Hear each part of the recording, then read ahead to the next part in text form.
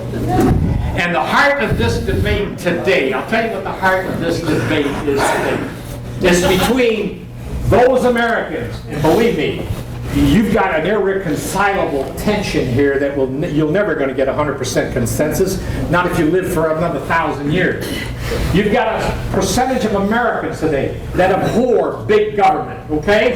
Count me among you, okay? And have a disdainful view of a Leviathan government using the pretext of the Commerce Clause, but that's not the only clause. And I want to correct Rob on that. There's another one. I'll get to that in a minute. Using the excuse of the Commerce Clause to basically be able to regulate every aspect of your lives, come in your home and tell you take that Thomas Edison incandescent light bulb out of there, put on the spiral fluorescent bulb. You got to do that. We mandate that. Okay? Tell the automobile manufacturer you have to make an automobile that gives 35 miles per gallon, otherwise you can't manufacture a car. Tell a farmer how much wheat he can grow. Tell a man in a small store what he has to pay his employees, what the wage and hours have to be. Minimum wage laws, unconstitutional. Unconstitutional. All those laws, unconstitutional. They violate the Commerce Clause. Okay? We haven't modernized the Commerce Clause. I would like to say to Mr. Franklin Delano Roosevelt, what is this with your New Deal?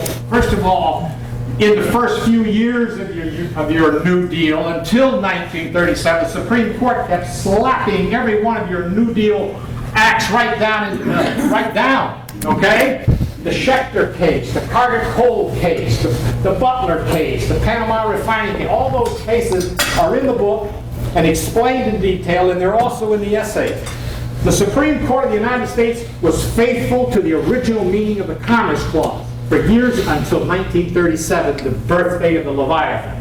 The Supreme Court was faithful to what commerce means. Commerce means trade, intercourse, movement, the buying and selling, exchanging of goods.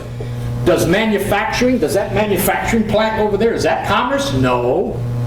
Is that farm over there growing corn, is that commerce? No. Is fishing commerce? No. How about coal mining? Isn't that commerce? No. No. Manufacturing, productive, extractive enterprises, that's not commerce. Those are things that precede commerce. Commerce is Mr. In-Between. After these productive enterprises manufacture a commodity or product, and then it gets into the flow, the movement of buying and selling across state lines or with foreign countries, that's commerce. Okay, that was the original meaning of the Commerce Clause. But we had the Supreme Court, beginning in 1937, and of course the landmark case is Jones and Lockland Steel Corporation. That's the case where the Supreme Court said that collective bargaining in the steel plant in Pittsburgh there, that the Congress could regulate collective bargaining and make that employer be punished for getting rid of 10 employees, by the way, out of 10,000 employees.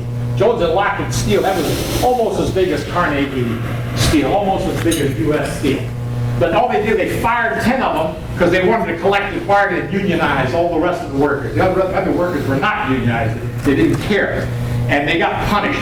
They said, that's a regulation of commerce. They said, no, steel manufacturing is not the definition of commerce.